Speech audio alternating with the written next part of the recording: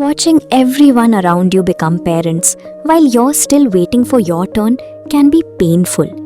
You've tried the medicines, consulted the doctors, followed the advice, and still you're waiting for that positive pregnancy test. And you start wondering, will it ever happen for us?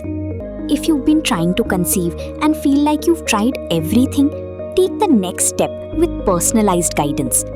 Book a consultation with Dr. Arpita Sarma and the Janitva IVF team to understand what your next step could look like.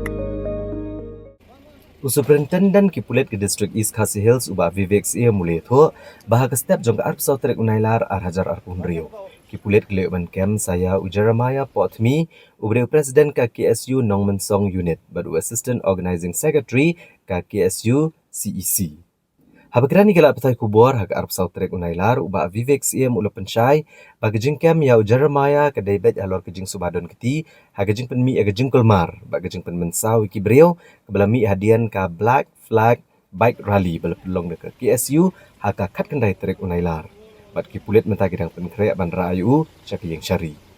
Da kejing yo kem ya Ujaramaya barok ginang ngelam bat kat ke KSU kibla syakem ki Pulit alor kene kejing ja kala poi syaka saungut. Kini gilangut kinong ngelam belas syakem nengkong naruk kakat kendai trek unailar ki kentup yau Presiden ka KSU Raymond Kharjana u Vice President Open Kemen Sanmiet bat u General Secretary Ruben Najar.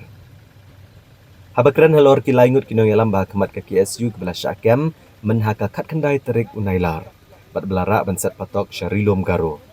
Superintendent ki Pulit ula pentip bro bagi Pulit kidang panjeng bed na ke Police Headquarter kenang Wanlam Biang ya kini gilangut kinong ngelam syakanong sha Shillong. Superintendent ki Pulit belia tu bagi jingkwa ki Pulit Wanlam Biang ya ki sha Shillong kade ban pensuk bat penploy ke jing toket ke babania halor ke jing kulmar bat halor ke jing penkenya kaan. Ula penpauru balada ke jing toket kalap barang dan segi wei pat ki beriuk badan keti kene ke jing ja ki Pulit kinchim kia kat kum ki kendon an.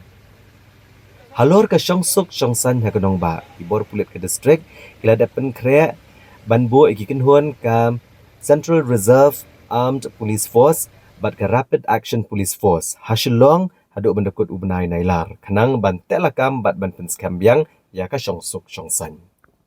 So far 4 people have been arrested. 3 were arrested earlier, and this morning one more member was arrested. He's the Assistant Organizing Secretary and President of the KSU Nongmensong Unit.